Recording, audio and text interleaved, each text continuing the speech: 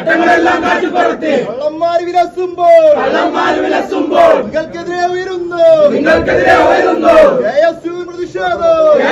പ്രതിഷേധം.